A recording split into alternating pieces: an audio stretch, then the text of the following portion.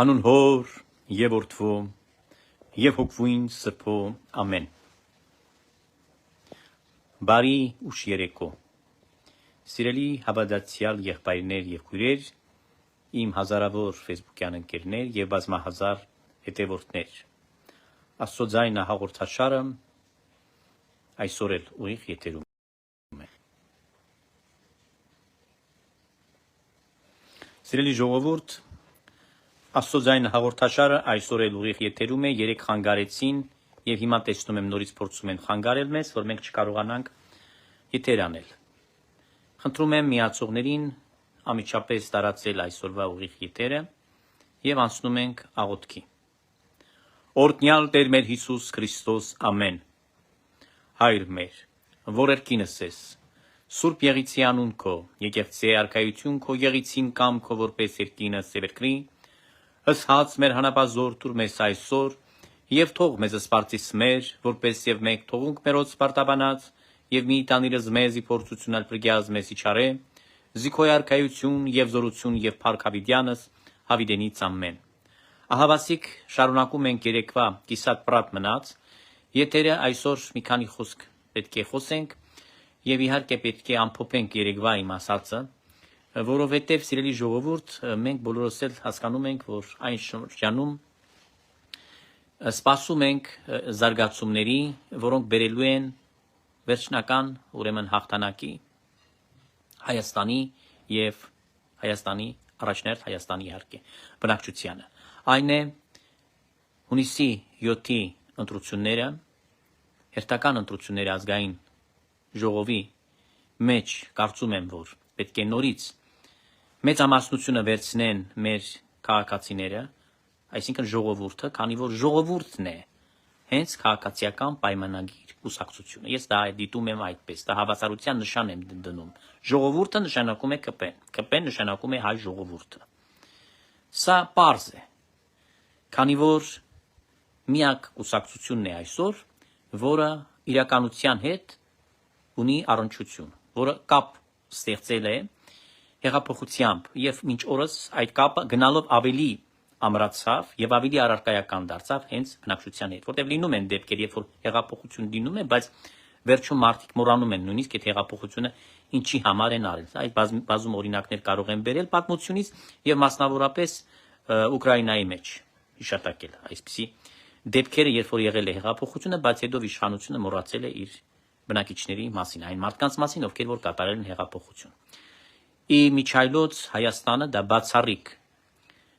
օրինակելի պետություն էր, որը որ արել է առանց մեկ կաթիլ արյան հեղափոխություն, եւ ամենակարևորը, որ ավելի ամրապնդել է կապը իր բնակչության հետ, իր ժողովրդի հետ։ Գիտեք, այս խոսքերին, երբ որ ես անդրադառնում եմ, ես հիմնվում եմ միայն ու միայն փաստերի վրա, 4 փաստերի վրա, ուրիշ այստեղ ոչ մի նույնիսկ մեկ նշույլ բան չկա չափազանցնելու կամ ինչ-որ մի որևէ բան ասելու, որը իրականության հետ աղերս չունի։ Հայաստանի Հանրապետությունը օրեցօր գնում է դեպի զարգացում, դեպի այն ճանապարհը, որը որ այսօրվա ծանր աշխարհում ամենաապահով ճանապարհն է։ Ավելի, այսպես ասած, վտանգներով եւ տարբեր տեսակի ուրեմն փորձություններից պահելով ժողովրդին, այսինքն Հայաստանի իշխանությունները այսօր դա ապահովում են։ Գիտեք, ոչ մի երկրում իշխանությունները ոչ մի պետության մեջ, ես պարզ եմ ասում, ես Եվրոպայում եմ ապրում, բայց կարող եմ վկայել, այդպիսի կապ չեն ստեղծել սեփական բնակչության հետ, սեփական ընտրողների հետ։ Սա պարզ գաղտնիքը ինչու՞մն է, որ ժողովուրդն է հենց այդ կուսակցությունը։ Այսինքն կուսակցությունը այսօր արտացոլում է հայ ժողովրդի տրամադրությունները եւ հակառակը հայ ժողովուրդը ներկայացված է այդ կուսակցության անդամներով եւ ազգային ժողովի падգամավորներից սկսած վերջացած երկրի ղեկավարներով, բարձրաստիճան պաշտոնյաներով։ Բոլոր պաշտոնյաների մասին բարձրաստիճան ես կարող եմ միայն դրական խոսել։ Այդքան տարի անցավ, ես ոնց որ ասած անաչառորեն, չէ, քանի որ ես դեռ ձեզ միշտ էլ ասել եմ, ես ուղիղ մարդ եմ եւ խոսում եմ ճակատին ասելով ամեն բան։ Լավին լավ ասելով, վատին ասելով վատ եւ միշտ բացահայտումներ եմ անում։ Սկանդալային բացահայտ, ամեն տեսակի բացահայտում ես արել եմ եւ բոլորը իրական են։ Խաբեբայություններ չեն։ Աստծուց վախ ունեցող մարդ եմ։ Բայց այսքան տարի անց ես ձեզ կարող եմ ասել, ինչի եմ սուպորտանում այս օրվա իշխանություններին, հա, որովհետև ես տեսել եմ այս մարդկանց աշխատանքի պտուղները։ Իսկ աշխատանքի պտուղներից է, որ կարծիք է կազմվում։ Ես չեմ ապրում Հայաստանում, ես Հայաստանի քաղաքացի չեմ։ Ես Հայաստան չեմ էլ պատրաստվում ապրել։ Բայց ես այսօր հետևելով Հայաստանում տեղի ունեցածի այս բոլոր զարգացումներին, կլինի դա արտաքին քաղաքականության հետ կապված, ներքին կյանքի հետ կապված, եկեղեցական բնակավար իհարկե առաջնային ինձ որպես հոգևորականի, որպես հավատացյալ մարդու ուղակի հուզողը դա է, ես կարող եմ ընդամենը ընդգծել, որ այսօր այս երկիրը կանգնել է ճիշտ ճանապարհի վրա։ Վերջապես, գիտեք, այդ կոմունիստներից հետո, որ ունեցել եք նորմալ ղեկավարներ, վերջի շրջանում, ես չեմ վերցնում այն թուն տարիները, այն որ բռնում էին մարդկանց տանում, դատում, բան դնում եւ այն։ Ես խոսում եմ վերջի շրջանում, այն որտեղ ես մեծացել եմ, ծնվել եմ, այն Հայաստանի մասին եմ խոսում, սովետական, որտեղ մենք ունեցել ենք ազնիվ ղեկավարներ, որոնք պատիվ են բերել մեր ժողովրդին։ Հա, համակարգը չէ, կոմունիստական կամ սոցիալիստական այդ հասարակարգի մասին չէ խոսքը։ Խոսքը այն ազնիվ անձնավորությունների, որոնք ստանձնել են այն ժամանակներում պարտականություններ պետական համակարգում եւ ազնվորեն կատարել են այն։ Բարեխղճորեն են կատարել եւ ի նպաստ մեր ժողովրդի։ Եվ ես կարող եմ համեմատել դրանից հետո, երբ որ փլուզվեց սովետական Հայաստանը եւ արեցին այս Հայաստանի հետ մի ահավոր մի բան, պղծել են, ամեն ինչը պղծեցին։ Պղծողներն էլ լավ գիտեք, երկրի առաջին նախագահի գլխավորած Բանդան, որը Ղարաբաղ կոմիտե էր կոչվում, հետո նրանք դարձան իշխանություն։ Ոչ բոլորը, որոշ մարդկանց այն ֆուկ արեցին, բանից, բայց մեծ մասը այդ առնետները ներս թափանցեցին եւ սկսեցին այդ Հայաստանը արդեն այլասերել։ Բոլոր բնակավարները այլասերվեցին։ Դուք շատ լավ գիտեք։ Պատմությունը նորից չխոսենք այն մասին, ցրտի, մթի, սովի, պատերազմի արհավիկների, բայց շատ կարևոր դիտարկում արեց երկրի վարչապետ Նիկոլ Փաշինյանը, ասելով, որ եթե մենք հաղթող պետություն ենք, ինչպես որ փորձում են վերագրել իրենց հաղթանակները, այդ տականքները, Լևոնից սկսած, այդ սա սրիկա ղեկավարները իրենց վերագրում են, որ դրանք հաղթող իշխանություններ էին, չգիտեմ ինչեր էին, ազատագրել են տարածքներ, էսեն արել են, նարել, հալատ են արել։ Որևէ բան դրանք չեն արել։ Դրանք խաբել են մարդկանց, 7000 մարդկանց հողի տակ դնելով, սրիկայաբար։ Փոշին ժողովրդի աչքերին թոզ փչելով ասել են, որ մենք հաղթել ենք, բայց չճանաչել են նույնիսկ Արցախը որպես Հայաստանի մարզի թեկուզ կարգավիճակով կամ ինչ որ մի կից Հայաստանին հանրապետություն, օրենքի մեջ արդեն չեն արել, ոչ մի քայլ չեն արել դրա համար։ Նույնիսկ շատ ճիշտ դիտարկեց վարչապետը։ Այդ դաշտերը, տարածքները, այդ շրջանները ինչ էր այնտեղ։ Ինչ էին ցանում, կամ ինչ էր, մոլախոտ էր աճում։ Ինչի է այնտեղ պտտվում է, չէ՞, այդքան փող են կերել։ Ինչի չեն կառուցել գործարաններ, իրենց սեփականություններ, դղյակներ, իրենց վիլլաները, ինչի չեն սարքել։ Որովհետև լավ գիտեն ելքը, որ պետք է վերջը հանձնեն։ Պետք է հանձնեն վերջը, որտեղ որևէ մեկը այս ժամանակակից աշխարհում չի կարող երբևիցե հաշտվել եւ ընդունել, որ ինչ որ մեկը գնում է ուրիշ պետության հողն է վերցնում գողանում։ Չկա տենց բան։ Հիմա եթե մենք անդրադառնանք նախկին պատմությանը, ես միշտ դրա մասին վիճել եմ բոլորի հետ էլ, եւ հիմա եւս մեկ անգամ պիտի ասեմ, որտեղ դա ապուշություն է, երբ որ նման բան են ասում։ Նշանակում է ամբողջ աշխարհը եւ մասնավորապես եվրոպական պետությունները մեկը մյուսի հետ պիտի պատերազմեն, գիտեք։ Քանի երկրներ իրար հետ այսօր կարող են այս հողի վրա, այս նյութի վրա պատերազմ բացեն, արյունահեղություն լինի։ Որտեվ ժամանակին իրանք պատերազմեն եւ մեկը մյուսից հող է տարել։ Հիմա վերցնենք նույնը, ասենք դրանք է պիտի ուրեմն վերադարձնեն։ Սա աբսուրդ է։ Այո, եղել է դա եւ եղել է մեր մեղքերի պատճառով հայ ժողովուրդը թող իր մեջ փնտրի իր սալ ապրելակերպը, իր մեղավորությունը, որ հողերը կորցրել է։ Աստված հեզերին է հող տալիս խոնարհներին։ Ուրեմն թող արժանավոր լինեին, ապրեին համապատասխան ձևով, Աստվածաշունչ Մատյանի խոսքին համահունչ եւ չկորցնեին այդ հողերը։ Այսինքն պետք չի ամեն ինչ ուրիշ լույսի ներքո ներկայացնել։ Բայց շատ նորից իմ մտքերը փոխանցել է, շարադրել է երկրի վարչապետ։ Ինչ որ ես ձեզ այսքան ժամանակ ասում եմ, երկրի ղեկավարը պաշտոնապես է հայտարարել այս մասին, որ այս մարդիկ միշտ խաբել են մեզ։ Ես միշտ դա ասել եմ, գիտեք, Նիկոլ Փաշինյանը գոյություն չուներ քաղաքական, այսպես ասած, հորիզոնում դեռ չկար, չէր երևում։ Հա, լրագրող էր իր համար։ բայց չկա։ Ես միշտ ասել եմ, Քոչարյանն է նստած եղել, Սերժն է նստած, այս սաղ ժամանակներում ասել եմ, դուք կարող եք բացել նույնիսկ իմ հարցազրույցները եւ այնտեղ բան անել, որ միշտ քողարկել են այս Ղարաբաղի հարցը շահարկման առարկա, որպիսի դրանք իրենց ալան-թալանը, իրենց անփարունակ գործունեությունը, իրենց խայտարակությունները մեջտեղ չելնեն եւ բացատրեն ժողովրդին, որ վատ ապրուստը ժողովուրդը ունի այդ պատճառով։ Եվ սա Հավիտյանս Հավիտենից պիտի այդպես ասեին, անդադ պիտի դա ասեն, չէ՞, որտեղ ծովից ծով Հայաստանը պահանջողը, երազողը եւ այլ Նախիջևանը, մյուսը ինչ որ դրանք ասել են, չէ՞, ինչքան ժամանակ, ինչքան абսուրդ կա ասել են, մեջտեղ են բերել։ Այդ բոլորը ինչի հաշվին էր։ Այն հաշվին էր, որ ստավկան հենց դրված էր դրա վրա, որ ժողովրդին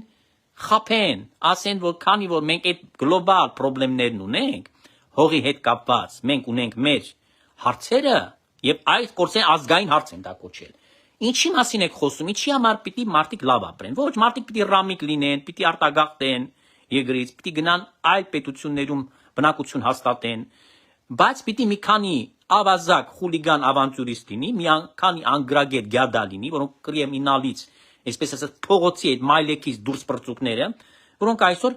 օլիգարխ են դարձել, փողատերեր են դարձել, միլիոնատերներ կամ միլիարդատերներ են դարձել։ Էս չի, էս չի եղել իրենց բանը, բացատրականները։ Այսինքն բացատրականը ինչ էր, որ մի ողորմելի փաստորեն վիճակում հայտնվի ամբողջ հասարակությունը մուրացկանի դերում լինի, որ ինչ որ մեկը շպրտի ինչ որ ոսկոր կրծած իրենց առաջ, ասի կերեք։ Պետությունը կարող է նման բան ընդունել։ Սա անհատական հարաբերություններ չեն։ Սա ինչ որ կազմակերպության մեջ չի, որ ինչ որ մեկը բարերարություն է անում։ Սա պետական մակարդակով է։ Դուք հասկանում եք դրա ողբերգությունն ու խայտարակությունը, որ պետությունը պիտի մուրար կրիմինալից, որին ինքն է աճեցրել, փաստորեն, այս անգրագետներին, որ դրանցից կախված լինի պետական համակարգի, ուրեմն ցանկացած բնակավար, օրինակ հանրակրթական համակարգ, ինչի են այսպիսի թշվառ վիճակում պահել, հա։ Քայլի գնայեք մանկապարտեզներ, մսուրներ, դպրոցներ, ուսումնասիրեք, տեսնայեք, էլի վիճակը ոնց է։ Ինչ պայմաններում են զավակները ձեր ուսանել այն ժամանակ, ինչ ահավոր խայտարակ պայմաններում ուսուցչական կազմներ աշխատում։ Այդտեղ կարող էր որևէ մի բան տեղի ունենալ լուրջ։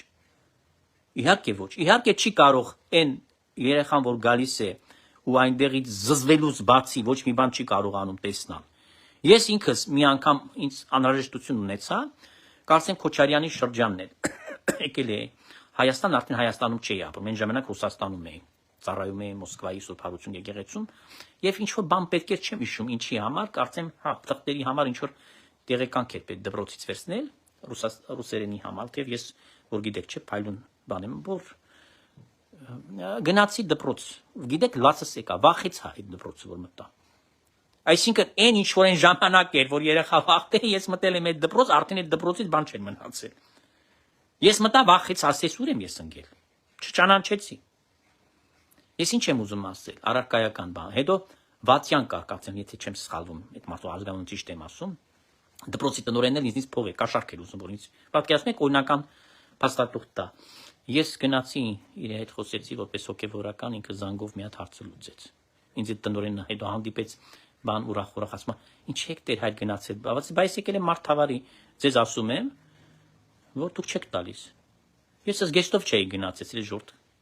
Կոստյում շալվարով էի գնացել, ասեցի ես աշակերտն եմ եղել այդ դպրոցի, ինչ կարիք կա, ես գնամ։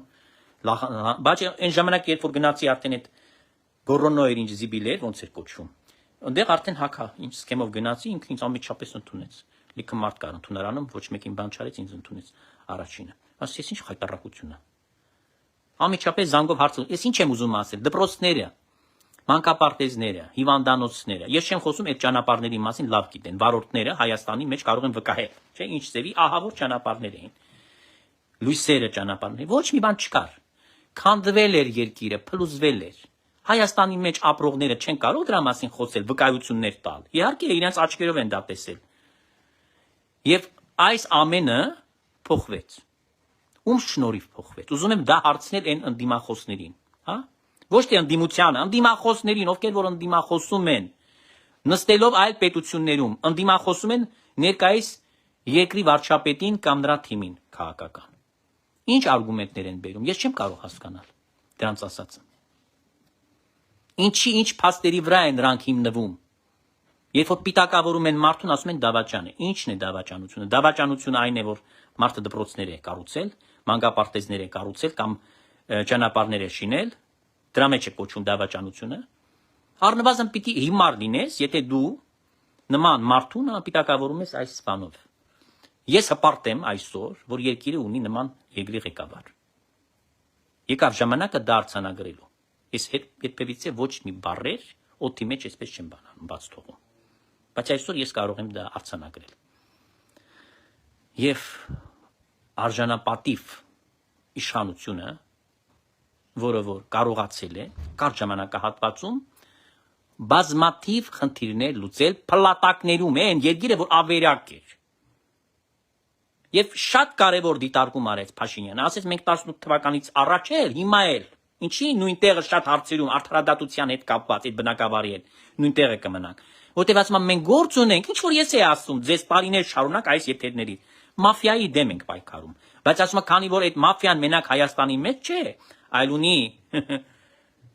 արմատներ շատ խորը գնացող, եւ գիտենք հիմնական արմատները որտեղից են, Կրեմլից են այդ արմատները սփյուռքահայության են կտրիչ Ներսիսյանի են ավազակները, որոնք նմանապես ֆինանսապես դաշնակցական տականքները, որոնք փորձում են նորից Հայաստանը ուրեմն հալածանքների ենթարկել ժողովրդին եւ ժողովրդին դրած ուրեմն այս իշխանությանը։ Այս սրանց շնորհիվ է, որ մենք այսօր կարող ենք արձանագրել, որ այս բնակավարը դեռ կաղում է Հայաստանում եւ արդարադատությունը դեռ կյանքի չի կոչվել ամբողջովին եւ մենք ունենք բաց հարցեր։ Այդ թվում նաև կտրիչ Ներսիսյան Պորնիկ Սահակի գահի վրա ուրեմն դեռ որ մնալու վեհարանը դեռ չազատելու բարագա։ Այս սրանով է պայմանավորված, ուրիշ ոչ մի գաղտնիք չկա այստեղ, ծերելի ժողովուրդ։ Բացարձակապես գաղտնիք չկա։ Երկիրը առաջանում է եւ իհարկե մեկ օրում կամ 10 տարում այդ երկիրը չի կարող զարգանալ այնպես, ինչպես որ մենք կցանկանայինք։ Որտեղ նախ ներսը մարդիկ կան եւ բավական թվով մեծ են այդ մարդիկ, որոնք խանգարող հանգամանք են հանդիսանում, որոնց ձեռ չի տալիս այս ամենը։ Չեն ուզում, էլի չեն ուզում, այս մարդիկ չեն ուզում, որ առաջընթաց ունենա Հայաստանը։ Դրանք ինչ են միշտ ուզում, որ պատերազմ լինի անընդհատ, որ պատերազմից բացի Հայաստանում ոչ մի նյութ չշոշափվի, որ ամբողջ նյութը լինի Ղարաբաղի հարցը, Արևմտյան Հայաստանի այդ պատմական, հա, մերը որ եղել է, ժամանակին։ Եվ այսօր ինչի համար երկրի վարչապետ անդադ պիտի այդ նշանը տա իրական Հայաստանի։ Դուք հասկանում եք, որ սա մանկապարտեզի պես է, որտեղ ստիպված է մարդը այդ բանը անել, որ մարդկանց գլուխը մտնի է, որ սա է ձեր հողը, այս հողը շինեք, այս հողը ծաղկացրեք, այս հողը բարգավաճ դառնա թող։ Այս երկիրը ունեք։ Հոլանդան ավելի փոքր է, եթե ես չեմ սխալվում, բայց գնացեք Հոլանդա, ես վերադարձա, Հոլանդայում էի։ Գնացեք Հոլանդան տեսեք։ Շքեղ երկիր է։ Ինչի է շքեղ երկիր։ Որտեվ այդ երկրում գործում են շատ արտակարգ օրենքներ։ Այդ օրենքները բոլորը մարդկանց համար են։ Եվ ժողովրդի մեջ արդեն այդ բանը նստած է։ Դրա համար իրենց պետության մեջ խնդիրներ չկան այդպես։ Իհարկե ամեն պետություն ունի բացասական կողմեր, խնդիրներ եւ բայց դրա մասին չէ խոսքը։ Այն ինչի հետ այսօր բախվում է Հայաստանը չկա։ Բայց ինչի օրինակը բերեցի, փոքրիկ երկիր է, չէ՞։ Կամ Կիպրոսը կղզի է, հրաշալի մի պետություն է, հրաշալի։ Ուրեմն չընկնելով այս պատմությունների մեջ, որ անընդհատ թմկահարվել է այդ սուտ հայրենասիրական այս թեզերի ներքո, քողությունը, ամեն տեսակի անփարոյականությունը, ալանթալանը, որպեսզի ծածկեն։ Բայց մարդկանց բացատրեն, բայ ժողովուրդ ջան, դուք ինչի եք բողոքում մեր վրա, մենք ստիպված ենք, բայց շրջափակումը որ չլինի, գնաց չի լինի, գները պիտի էժանանան, այն ժամանակ ապրանքը լավ կեժանանա։ Պատրանով են բացադրում, որ բերում են պապուգինը դնում են վրեն ապրանքի վրա։ Եվ գիտեն, որ մինչև հիմա էլ կան մարդիկ, ովքեր որ մանապոլյան պահում են իրենց ապրանքների վրա։ Օրինակ լսեցի ձեթը լֆիկ սամոն է բերում, ինչ որ Հայաստան եւ ուրեմն ինքը քանի որ պլանտացիաներ բաներ գնել է, ուրեմն այդ գնով խփում է ուրիշների գործն է խփում։ Այսինքն այսպիսի մարդկանց, եթե մեջտեղ չբերեն, այս անգրագետ, ուզում եմ դա ընդգծել, այս անփարոյական, տականքներին, մականունավոր, ինչ պիտի Հայաստանի մեջ կատարվեր, Հայաստանում ոչ մի բան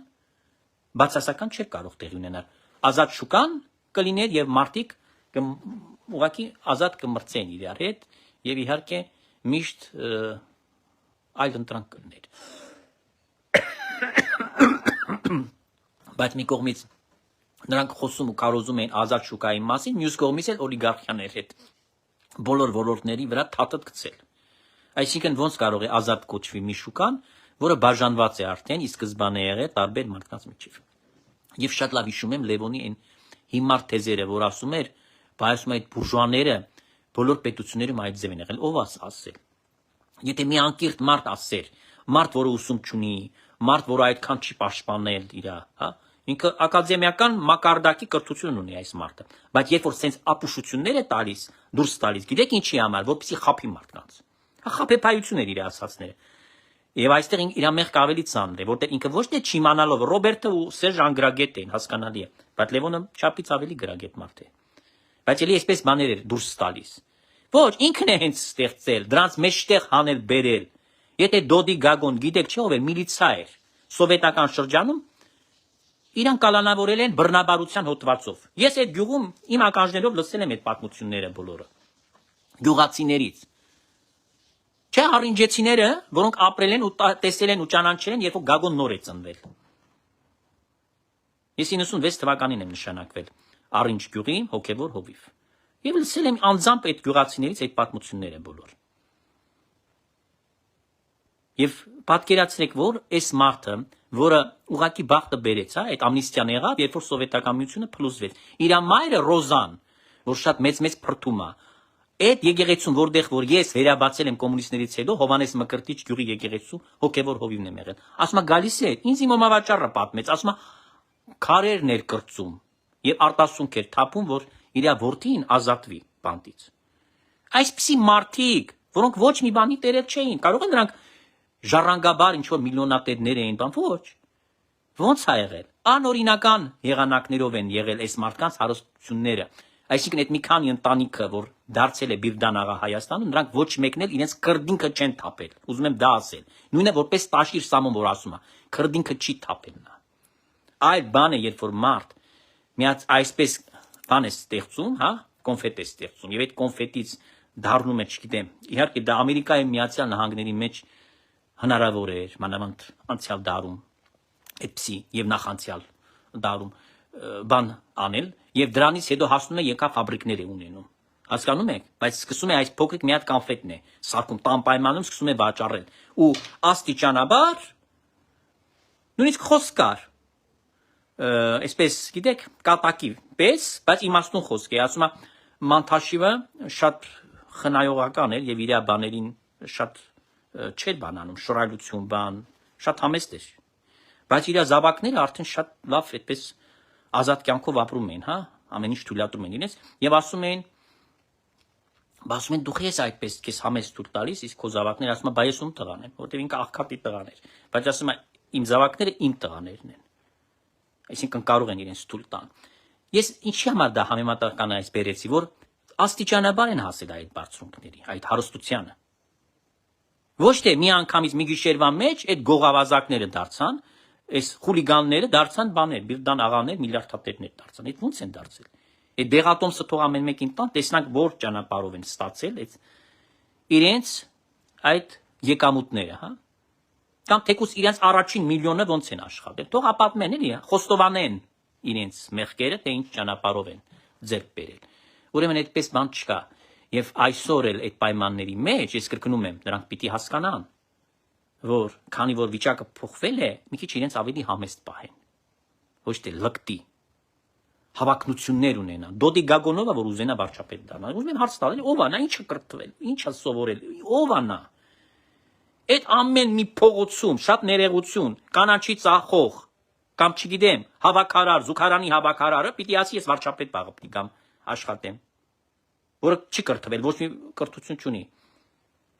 Ես դա ոչ մեկին նսեմացնելու կամ ես բոլորի աշխատանքն հարգում եմ, վիրավորելու համար չեմ ասում։ Ես ուղղակի ուզում եմ բացատրել, որ եթե մարդը ոչ մի բան դրա համար չի, ոնց պիտի աշխատի։ Ենթադրենք բան ընտրվեց, ո՞նց աշխատելու։ Ո՞նց աշխատելու այդ ամպուշը։ Այսինքն անտառաճանաչ մարդիկ, որոնք ընտառերը չգիտեն, չգիտեն բառերը ոնց են գրում։ Ոչ մի լեզվով չգիտեն այդ բառերը։ Ոչ գրել գիտեն, ոչ կարդալ գիտեն, ոչ էլ միտքը արտահայտել գիտեն, ոչ էլ հասկանում են ընդհանրապես քաղաքականությունից որևէ բանից։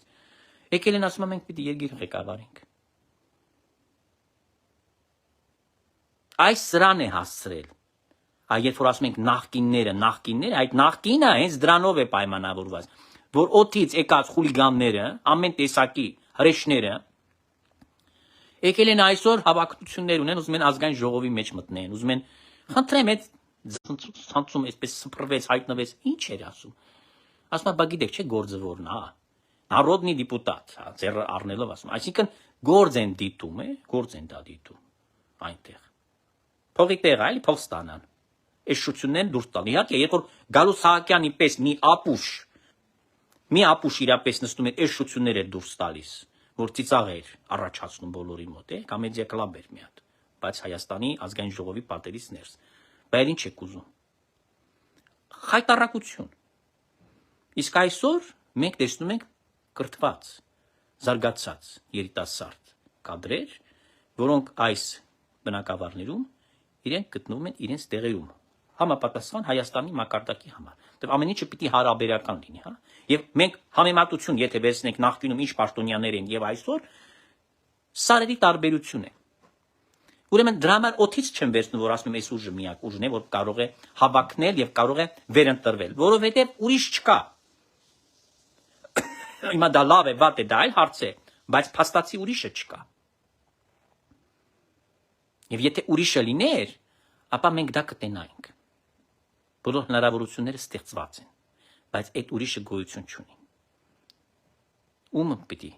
տեսնայինք այդ աթոռին։ Մեկը որոշ զանգվածը կա, ասում է դոգը։ Այն մարդը, որը մայր է հայհոյում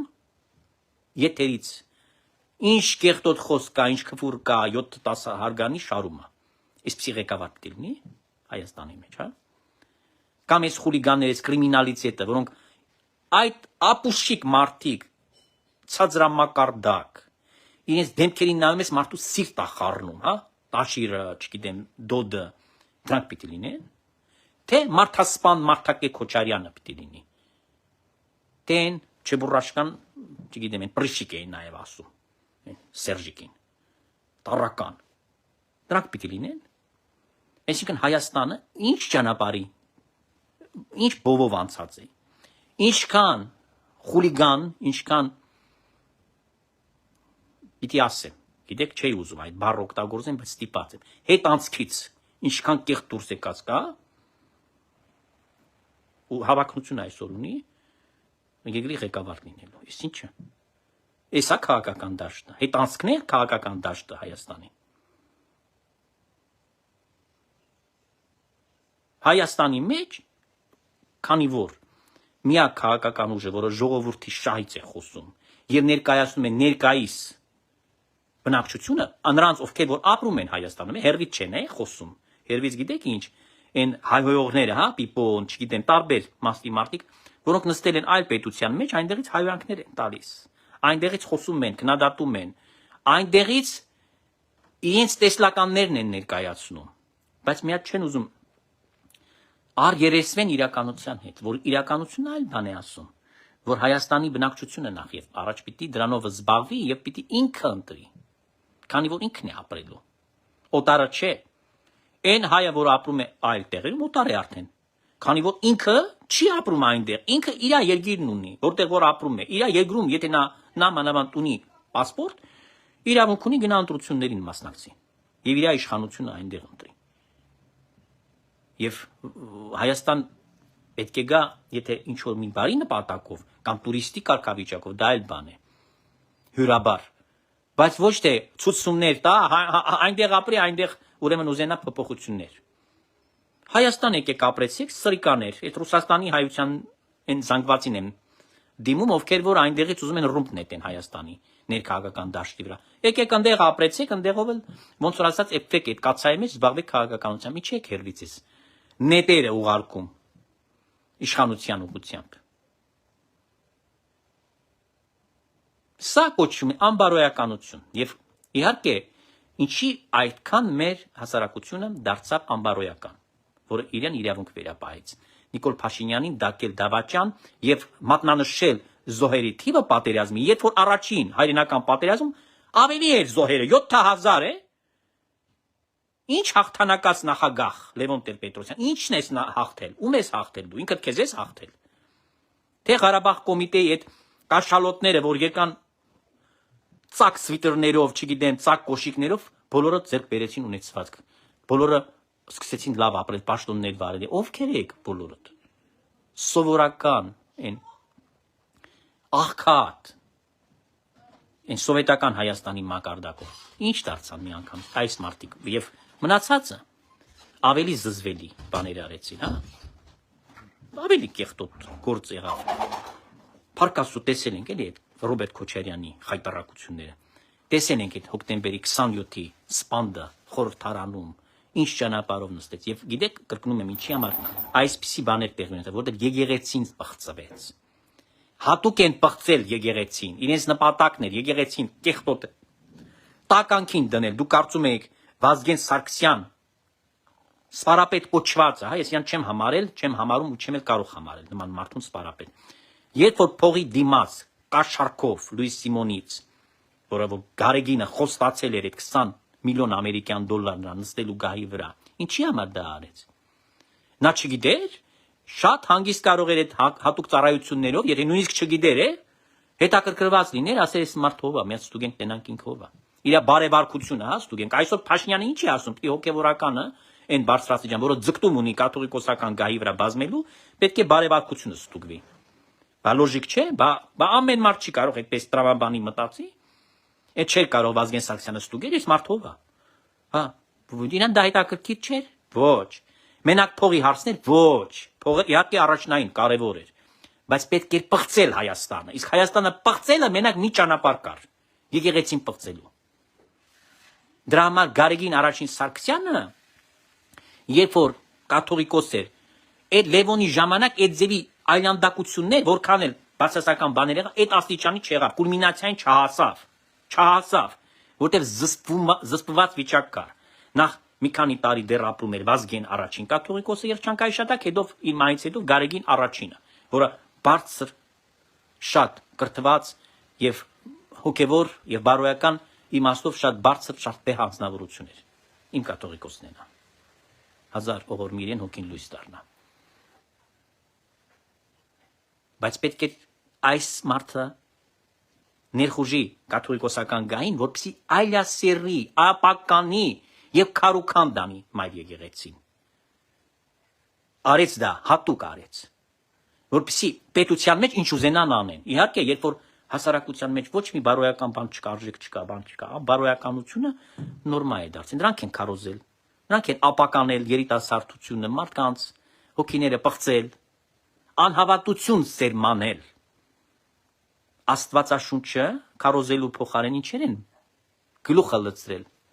մարդկանց, ժողովրդի, երիտասարդների։ Հասկացանք այն կոմունիստի շրջանում, որ աթեիստական գաղափարախոսությամբ փակ էին դռները, հա, ճշմարտության դռները փակ էին։ Այո, եկեղեցին վերջի շրջանում բաց էին եկեղեցիները։ Ոչ այդքան եկեղեցի անշուշտ կար գործող եւ այլ, բայց բաց էին։ Բայց ճշմարտության դռները փակ էին։ Ահավասիկ անկախության Վազգեն առաջինը սկսեց առաջին քայլերը անել, հետո արդեն շատ ծեր էր հիվանդ մահացավ։ Գարեգին առաջինը զարթունք բերեց եկեղեցին, զարթունք բերեց։ Բայց մարդուն չթողեցին ապրի, մերցրեցին ու արգեցին հանդերձյալ աշխարհ։ Ու այդ սրբապիղծը եկավ։ Եվ այդ օրվանից խեղվեց ամեն տեսակի, ամեն բան։ Այ արմատը չարի որտեղից է եւ ճիշտ տեղից է բռնել երկրի վարչապետը, երբ որ ասում է 10-րդ կետում իր ծրագրի մեջ, որ ասում եմ իրատեսական ռեալ ծրագիր է, ոչ թե լավաշի պես այդպես երկար որ միշտ մատուցվում է ժողովրդին, այս սուտ խոսքեր, այնտեղ դադար բաներ, այդպես խապեպայություններ, ոչ, իրական, իրատես։ Այնտեղ որտեղ որ նշվում է, թե ինչ պետք է տեղի ունենա մայր եկեղեցու հարցի հետ կապված։ Այսա շատ կարևոր է։ Իհարկե մենք բոլորս էլ ապրումներ ունեցանք, մենք սպասում ենք, որ դավաղուց այդ հարցը պիտի հանգուցալուծվի։ Մենք դրա վրա շատ դժգոհեցինք նմանապես եւ հայտնեցինք մեր, այսպես ասած, կարծիքը, որ այդքան չպիտի երկար էր այս հարցը, բայց բոլոր պարագաներում եկանք հասանք արդեն ընտրության բանին։ Եվ ես քանի որ իմ աչքերով ոչ մենակ տեսա նաև կարդացի եւ ուսումնասիրեցի շատ լուրջ վերլուծեցի այդ 10-րդ կետը, ես հանգա այն եզրակացության, որ գուցե ավելի հերատես գտնվեց իշխանությունը, որ այս պահին ինքը այսպես ասած թողեց այս հարցը, որ էփի եւ հիմա պիտի հանգուցալուծվի անմիջապես ընտրություններից եւ հաղթանակից հետո։ Այսինքն չկա այդպես բան, սիրելի ժողովուրդ, որը որ մենք այսօր կարող ենք ասել, որ թերի է մնացել։ Չկա։ Կան մարդիկ, այո, կան, ես ճանաչում եմ բարբեր մարդկանց, ովքեր որ մնացել են, այսպես ասած, իրենց այդ սխալ ընկալման մեջ եւ ամեն ինչով ուզում են սևացնել երկրի ղեկավարին կամ նրա քաղաքական թիմին։ Այո, կան այդպիսի մարդիկ։ Ցավալի է, անշուշտ ցավալի է։ Ինչի է ցավալի, որովհետեւ այսպիսի մարդիկ չեն տեսնում իրենց քտից, այնքան չեն տեսնում շատ բարձ ճշմարտությունը, որ բա ով կա, մեկ այլ դեմք կա, խափեփաներից բացի, այս ավազակներից բացի, կամ կրիմինալի ուղղակի ճճացող այդ խուժանները, օրինակ Դոդի Գագոն Տաշիր Սամոն ինչ գործ ունեին այդ ցուցակի մեջ հայտնվեն, ինչ գործ ունեին է։ Սա գիտեք ինչ է, ասում եմ էլի, ինչի այն մարդկանց կանաչի ծախողին չբերեցին, ավելի ազնիվ կլներ է, կամ որտեղ կանաչի ծախող գոնե մարդ չի սպանել, մարդ չի կողոպտել, վատություններ չի արել, ձեռները արյան մեջ չեն, խիղճը մաքուր է, այո, ինչ անենք, որ գրագիտություն կարող է այդքան էլ չունենա։ Ես նկատի ունեմ այն մարդը, որը գրագետ չէ, կան նման մարդիկ։ Չեն էլ ուզում, չէ, ձգտում չունեն այսպիսի մարդիկ գան իշխանությանը հասնեն։ Բայց այս ապուշները, այս անգրագետները, որոնք իրենք ձևացնում են իրենց, այսօր քաղաքական գործիչ են կարծում։ Ինչ գործիչ եք դուք քաղաքական։ Դուք քաղաքականությունից այդքան եք հեռու կիլոմետրներով։ Քաղաքականությունը խաղալիք չէ, մանկապարտեզի այն բագրեմուշկեքը չեն, որ դուք խաղաք դրա հետ։ Եվ մտածեք, որ դուք քաղաքականություն եք ներկայացնում։ Կամ ձեր կուսակցությունը ինչ որ գաղափար արժեք կդավանի։ Բացարձակապես դատարկ, ասում եմ,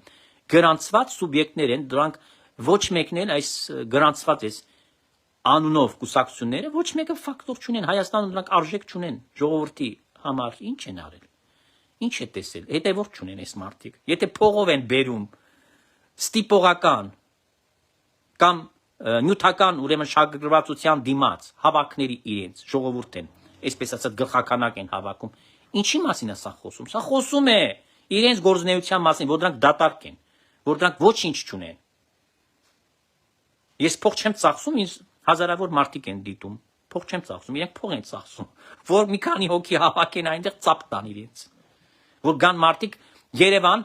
նկարահանում լինի, տեսնան, որ հա մարդաշատ է, հավաքվել են մարդիկ, բայց չեն ասում այդ մարդիկ, որ եկել են, ոնց են եկել, ովքեր են, այդ մարդիկ իսկապես եկել են, գաղափարով են եկել են, որտեղ դրանց բերել է ինչ որ մի կոնկրետ գաղափար, հարց, չլուծված խնդիր, թե եկել են ուղակի փողի կամ ինչ որ մի հետաքրքրության, այսինքն շահագրգռված են, հա, ապագայում պաշտոնի, չգիտեմ ինչի, այդ հարցով են եկել, կամ զորով ուղարկել են, ինչպես որ Կտրիչ Ներսիսյանը հոգևորականներին ուղարկում է, որ քաղաքացիական հագուստներով ներկայանան եւ իրենց ընտանիքի, իրենց բարեկամների, ծանոթներին էլ հետները տանեն, որպեսզի բան անեն։ Այնտեղ Երևան, որ շատ մարդ ա եկել, հավաքվել է ցույցին։ Այսինքն շինցու է, չէ՞, ուրեմն այդ ցույցը ցույց չէ։ Ցույց չէ։ Սա թատրոն է։ Սա պատվերով համերգ է, որտեղ որ հավաքվում են այն մարդիկ, ովքեր որ ուզում են դրանից մի բան կորցել, օգուտ ունեն։ Եթե այդ օգուտը չեղավ, չեն գալու էլ, հաջորդին չեն գալու։ Գալու են այդքան ժամանակ եւ այդքան են մնալու այդ հրապարակներում, մինչեւ որ բան ունեն փախցնելու։ Այսինքն պետությունը արևանգած տականքները ստեղծել են մի համակարգ, որտեղ աճեցրել են այդպիսի տականք սրիկաներին, որոնք կողոպտել են սեփական բնակչությանը թշվառական դարձնելով, դրանք էլ կոչել են ինքները իրենց կոչել են օլիգարխ, որ հետագայում դրանք քաղաքական գործոն հանդիսանան, սպասարկեն Ռուսաստանի Դաշնության հատուկ ծառայությունների կամ Կրեմլի ուրեմն շայկայի, եւ ես ասել եմ երեք, չէ, ով է գլխին կանգնած։ Այն Դվորկինը։ Դրանց շահերը, որ այդ Դվորկինը, գիտեք չէ ինչերով է զբաղվում։ Անչափահաս երեխաներին է հավաքում, այնտեղ կեղտոտություններ է անում։ Հետո շատ ներողություն։ Գիտեք ինչերով են զբաղվում։ Նույնիսկ ես չեմ ուզում այստեղից բաներ ասեմ։ Կեղտոտում են, ստիպում այդ իրենց սեփական կեղտը ուտեն։ Ես փաստերն եմ ասում, ես ասում եմ ինչով են զբաղվում, այս սեկտան է դա իրա։ Եվ ինքը Կրեմլի վրա ազդեցություն ունի։ Հատուկ ծառայությունները բան բոլորը ճանաչում են այս մարդուն, գիտեն ինքը ով է, բայց ինքը քանի որ սատանիստ է եւ Աստծուն պատերազմ է հայտարարել Ռուսաստանում, այս մարդը շանտիկլոր որպես օգտագործում է 4 հոգի, որոնց անունը դրել է Պուտին։ Դեռ 4 դեմք ենք տեսնում մենք։ Մենք ես ասում եմ ինչ որ տեսնում ենք, հիմա ամեն մեկը պիտի բացի այդ անտերը այստեղից ուտենա էլի։ Ամեն անգամ մի դեմք է։ Տարբերվում են այս մարդիկ։ Ոնց կարող ալնի։ Մի օր մեկին ենք տեսնում, մյուս օրը ոնց է փոխվում այս մարդը դեմքը։ Այսինքն ինչ է կատարվում։ Խայտարակություն։ Եվ այնտեղից թելադրանքը իջնում է, որ Հայաստանը խառնեն։ Հայաստանը կողմնորոշվի ասում է Եվրոմիության հետ է, թե ԵԱՏՄ-ի հետ է։ Շանտաժ։ Հայաստանը ԵԱՏՄ-ի հետ չի կարող ուրեմն համ այնտեղ լինի, համ Եվրոմիության մեջ կամած պիտի ժամանակի ընթացքում խարճը չէ, դեռ անդամակցելու պիտի մտնի այդ ինտեգրացիոն, այդ բոլոր process-ները անցնի, բայց մռմռում են, որտեղ ամենաբարձր աստիճան պաշտոնյաները ժամանել են Հայաստան, եկել են Հայաստանում, որ Գյումրիում Ֆրանսիայի նախագահը երկում էր, հա, լավերին են զգում, որ փաստորեն ինչի շնորհիվ, ինչի նախկինում ոչ մի Ֆրանսիայի նախագահ Հայաստան ոչ չէր դրել։ Ես ուզում եմ հարցեր ուղղել այդ մարդկանց։ Ուրեմն այստեղ նաև Փաշինյանի շնորհքն է, չէ՞, իր շնորհքն է, իր հեղինակությունն է նաև, որ ինքը վայելում է այդ շրջանակներում։ Եվ այսօր ուզում են մեկը համոզել ասել, որ այս մարդը բան չէ, պետական կայացած գործիչ է։ Այո, չէր, ի սկզբանե չէր։ Բայց շատ կարճ ժամանակահատվածում ես կարող եմ ասել, նա դարձավ բացառիկ պետական գործիչ։ Եվ իրեն նախանձում է Լևոն Տեր-Պետրոսյանը։ Ես գիտեմ ինչի են այս հակից իր վրա ցեղ շպրտում, որտեվ նրանք հասկացել են, որ չեն կարող այդ մարդու հետ, որտեվ կիրթ մարդիկ են մեջները։ Ես կրկնում եմ, սրիկայություններ արել են, բայց չի նշանակում, որ դրանք անգրագետներ են։ Ես դրանց երբեք չեմ կարող անվանել։ Լևոն Զուրաբյանը կիրթ մարդ է, շատ գրագետ մարդ է, բայց նախանձվում է, որ այնուամենայնիվ, չնայած ինքը կիրթ ու գրագետ է, նա չի կարող ոտը գցել Փաշինյանի հետ։ Տեսեք, խայտարակվեցին, չէ՞, նրանք ինչ ասեցին, Տաշիր Սամոյին շեփորահարը եղան։ Հիշեք, ընտրաշավը որ սկսվեց, ինչեր են, վերջում ինչ եղավ։ Տաշիրի Սամոն ճիշի կարեց 1000 իրենց գլխի վրա։ Եվ ուղարկեց, ասեց գնացեք։ Իդիք լեսում ասեց։ Եվ հիմա առանձին որպես արդեն ծեծված շան նման առանձին բանով գնում են ընտրությանը մասնակցին։ Բայց չեն ուզեցել ընդունեն իրենց սխալը։ Հա ձեր մոտ չի ստացվել, դուք չկարողացաք հասնել խաղաղությանը։ Հիմա ով կասի խաղաղությունը, ինչպես որ ուզում են համոզել հանրությունը եւ պնդել, որ դա կայուն չի, երաշխավորված չի, չգիտեմ ինչ չի, արժանապատիվ չի եւ այլն եւ այլն։ Բայց փաստացի սահմաններում կրակոցներ չկան։ Փաստացի երկրում այսօր այն սարսափը երիտասարդները չեն ապրում, որ ամեն գիշեր քնելուց մտածեն վաղը հանկարծ իրենց չեն տանելու հապճե բանակի եւ առաջնագից կողեն ու վերջում էլ իրենց դիակը բերեն։ Փաստացի այս խաղաղությունը կա։ Այո, գինը թանկ էր։ Իսկ այդ կոչված, հա, չակերտավոր, ազատագրված տարածքների գինը էժան էր։ Այդ 7000-ի մասին ով խոսեց, ով ծպտուն հանց, որ 7000 մարդ սպանվեց։ Այդ 7000-ի համար մեկ անգամ խոսք ու զրից կար, որևէ մեկը հայտարարություններ էր անում, մեղադրանքներ էր հնչեցնում, պիտակներ էր փակցնում, դրա վրա կառուցում էր հակաքարոզչություն, ակցիաներ էր անում։ Ես չեմ հիշում, ես սիրելի ժողովուրդ, ես չեմ հիշում, որ որևէ մեկ քաղաքական գործիչ այն ժամանակը, երբ որ այս 7000-ը զոհվեցին, գնացին, որ դրա վրա կառուցել իր քաղաքական, փորձեր կառուցել իր քաղաքական կարիերան։ Չեմ տեսել, չեմ լսել։ Բայց այսօր դարձել են շահարկման առարկա այդ զոհերը։ Այդ բոլորը կրկնում եմ, սա միայն ու միայն վկայում է, որ ճուզողները, ովքեր որ չեն ցանկանում, որ այդ դրական քայլերը արվեն, որ այդ փոսից այդ երկիրը հանեն, որ վերջապես այդ մաֆիայի պոչը խուզվի, որ վերջապես կամած պետություն դառնա, իսկապես այն պետությունը, որտեղ որ մարդ կցանկանա այնտեղ գալ։ Բայց չեն ուզում են հակառակը հետ քաշեն, ասում են, «Էս ի՞նչ է կատարվում, էս ի՞նչ է տեղի ունենում»։ Ձեռից գնում է Հայաստանը, ինչի նկատի ունեն ձեռից գնում է Հայաստանը։ Հենց այն, որ դրանք թաթը դրել էին ամբողջ այդ Հայաստանի վրա, ժողովրդին էլ ռամիկ էին դարձել, եւ մտածել են, որ իրավունք չունեն այս մարդիկ ֆինանսապես ավելի լավ ապրեն, որ դրանց երեխաները պիտի գնան այսպիսի կեղտոտ միջավայրում ուսանեն, որտեղ որ ուղղակի հակասանիտարական պայմաններ են տիրել։ Դուք զուգարանները գնայիք այդ դպրոցների եւ մանկապարտեզների, մենակ այդ զուգարանները տեսնայիք։ Ես չեմ ասում այդ շենքի ներսը ու դուրսը, այդ տեսքը ամեն ինչը, որը ինչ կարող է տրամադրել, որ մարդ հաճույքով այնտեղ երեխան կամ ուսուցիչը թեկուս, հա, հասուն մարդը գնար այնտեղ աշխատել, իհարկե ոչ։ Կամ այն գրոշները, որ վճարում էին, այսօր վճարում են։ Տեսեք դժգոհ են, որ բժշկական այս փողերը տալիս են, չգիտեմ, թոշակները կամ աշխատավարձները։ Լսել եմ, ես իմ անկաշներով լսել եմ դժգոհություններից։ Նույնիսկ դրա վրա են բողոքում, ասում են, այդ ասում ում է պետք։ Ուրեմն ում է պետք, ասում են մեծ մարդկանց է պետք։ Բացատրում եմ, ումը որ բարձրացրել են թոշակն ու աշխատավարձը, իրենց համար ավելի լավ է։ Նախկինում ես ոնց ապրում են, ինչ պայմանների մեջ, սարսափելի։ 30 տարի էս ինչ աղքատություն էր տիրում երկրում, էս ինչ սարսափ էր տիրում։ Ինչի չեն խոսում դրա մասին։ Եվ հիմա դրա համար կատաղած են, ոնց կարող է։ Բա գիտեք, բա գաղտնիքը ինչումն է, պիտի աղքատ պահես։ Ժողովրդին, երբ որ դու տալիս ես հնարավորություն, նա սկսում է արդեն այլ բաներով զբաղվել, մտածել, կրթված մարդը հետաքրքրվում է, համեմատում է, լավն ու վատը, այսպես ասած, ջոգում է, բայց բոլորը դրանց պետք չէ։ Դրա համար իրանք մտածում են, պիտի սենց մարդկանց, սենց սերունդ պատրաստեն, հա, որ դրանց մի հատ, այն ասում է, գժական շալվար են բերել, չգիտեմ ինչ են բերել, սվիտր են բերել, առնեն դրանով։ Դա հասկանում եք, մակարդակն է ցույց տալիս, նրանք են ստեղծել։ Դու ցանիր այս միջակը, այդ միջավայրը ցանիր, եւ իհարկե եթե մարդիկ այնտեղ որ աղքատ ծերը ծերին հասցնելով չկարողանային իրենց գոյությունը պաշտպանեն նույնիսկ, իրենց կոմունալ ծախսերի վարձը տային,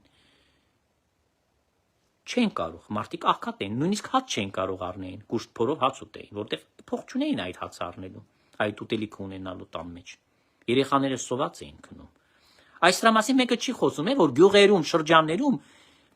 քնել են երեխաները սոված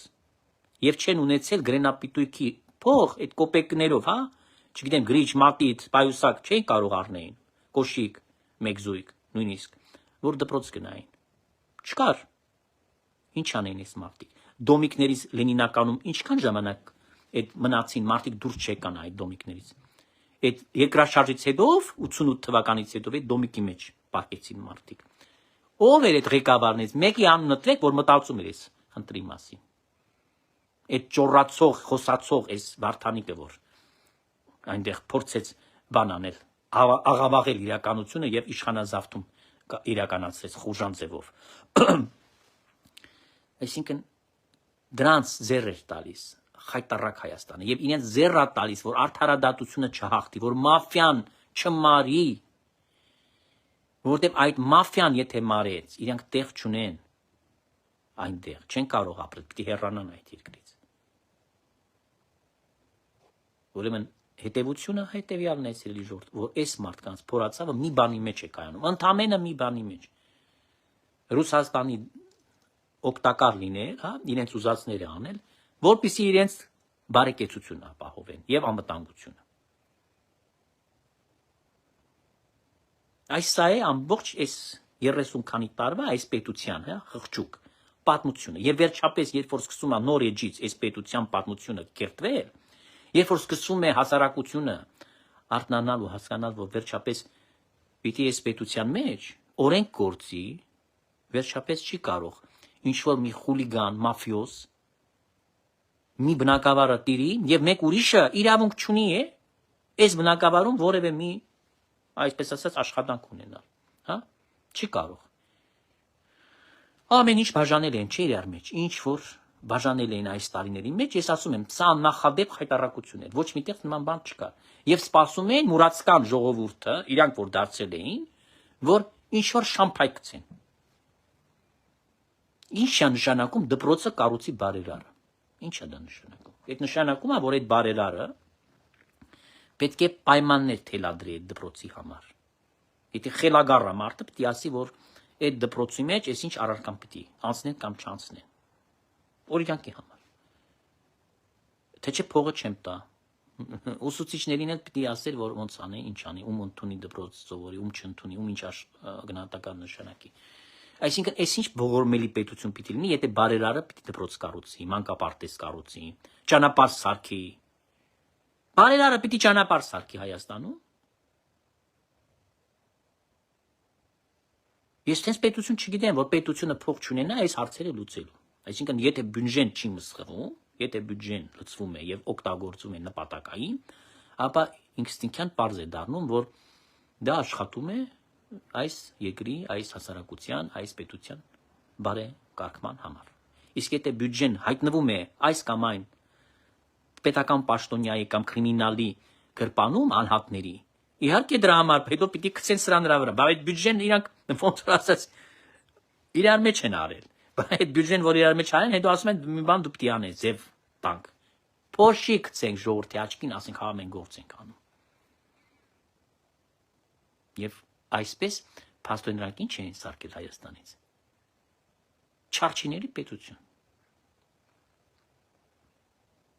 որոնք եկել են, այս ոնց ասած, իսկ գրյազիվ կնյազի շատ լավ խոսք է, եւ դարձել էին այս ամեն ինչը, այս տերն ու տիրական այս երկրի մեջ, իսկ ամբողջ ժողովրդին ցեղերի մեջ դրեցին, իջացրեցին, ասեցին դուք ով եք, դուք մեր ստրուկներն եք։ Մենակ մի տարբերությամբ, որ դուք անձնագիր ունեք, եթե անձնագիրը ձեզ թույլատրել ենք ստրուկներ ունենալու համար, որ դուք փախչեք դեպի Ռուսաստանը, ուղղությունները նշանակեն։ Հիշում եք օֆիսները, որ բացեցին Հայաստանում։ Սա միտումնավոր համաձայնեցված քաղաքականություն է ռուսների հետ միասին, որ այսպես ուղարկեն, պասպորտը տան, ուղարկեն։ Ու ազդեցությունը միշտ պահեն Հայաստանի վրա թաթը դնի ռուսը։ Այս սրա համար է պասպորտը բաժանեն, բա գիտեք, գեղեցիկ հայերի հաճկերի համար է բաժանել իրենց պասպորտները, ոչ։ Նպատակը հերվից, այսպես ասած, եկել է նպատակ եղել է մեկը, ազդեցությունը պահել, լծակ լինի, ազդելու ներքաղաքական process-ների վրա բոլոր, հենց այս եղանակով։ Հետևաբար, սա պարզ վերլուծություն պիտի անենք, Սերժ, այս բոլորը ապացուցում է, որ Հայաստանի մեջ չի կարող, ուղղակի դա չի կարող տեղի ունենալ այդ կրկնությունը, այս խայտառակ պատմության, այսինքն վերադարձ դեպի հետընթաց, դեպի այս ամենը չի կարող տեղի ունենալ, որտեղ սա ողբերգական չէ մենակ, սա կործանարար է արդեն։ Եթե նախկինում մենք դա ասում ենք, դա ողբերգություն կլինի, դա դժբախտ կդառնան մեր քաղաքացիները, Հայաստանի ապրողները, ոչ, սա կործանումը կլինի, վերջնական փակ ուղին է, որը ուղիղ շիտակ կիջնի Հայաստան, Ռուսաստան, այդ կազմի մեջ։ Այս սա է նշանակում։ Դա համար այսօր այդ քարոզարշավ առաջին հերթին երբ որ կպեն քարոզում են, այն չի քարոզում։ Առաջին հերթին այն է ասում, որ եթե դուք ուզում եք ինքնիշխան պետականություն ունենաք, եթե դուք ուզում եք լինել անկախ, ոչ թե թղթի վրա մենակ գրված է, գրվել է, բայց իրականության մեջ թղթի վրա է մենակ գրված, բայց ամեն ինչով կախյալ էր։ Այդ դրա համար պիտի այդ քայլը անեք եւ 16-րդ համարը ցանկի մեջ հունիսի 7-ին պետք է ընտրեք այժմ եւ միշտ եւ հավիտյանս հավիտենից ամեն։ Աչքն արարչական, բազուկը սփռչական, Սուրբ խաչը տերունական, նինի բոլորին պահաբան, այսում հետև մինչև հավիտյան ամեն։ Հիմա մի բան էլ ասեմ, այդպես ասած պոստսկրիպտում, հա։ Այն մարդկանց համար, որոնք հանկարծ լսելուց հետո կասեն, բայ Տեր հայրը ինչի քաղաքական բովանդակությամբ այսօր մեզ քարոզ խոսեց։ Ես այստեղից պիտի հաստատեցնեմ այս մարդկանց, ովքեր որ նման կարծիք կփորձեն տարածել կամ հայտնել։ Սա քաղաքական հանկարծ շփոթեք, քարոզ չէ։ Սա բացատրական քարոզ է, բացատրում եմ ընդամենը, որպեսզի մարդիկ ճիշտ կողմնորոշվեն։ Քանի որ այստեղ ազգային անվտանգության, պետական անվտանգության եւ նաեւ հոգեվոր, ուզում եմ սանդգծել եւ շեշտել, անվտանգության խնդիր կա դրված։ Եվ այս ընտրությունից կախված է, թե այս երկիրը կիջնի դեպի անդունդը ուղիղ շիտակ կգնա Ռուսաստանի կազմի մեջ եւ քանի որ դա խորտակվող նավ է Ռուսաստանի Դաշնությունը ներկայումս, թե կփորձի հաղթահարել բոլոր դժվարությունները եւ կմտնի դեպի ուրեմն այն զարգացած այն ուղակի գեղեցիկ աշխարհը եւ կփորձի այնտեղ իր տեղը զբաղեցնել եւ ծառայի վերջապես ամեն մարդը Աստծուն, որտեղ նաև մենք դրա հետ մեծ աղերս ունենք, որ դի եկեղեցին էլ մաքրվի։ Այսքանը սիրելիներ, կխնդրեմ շատ տարածեք եւ կսպասեմ ձեր գրառումներին, ձեր լայքերին, այն բոլոր անվճարեն, գիտեք։ Աչնարարչական, բազուկը սփռչական, սուբխաչը տերունական, ինձ ես պաբան, այսուհետև մինչև հավիլյալ ամեն։ Այսքանը խաղ գիշեր բոլորին։ Կհանդիպենք նորից։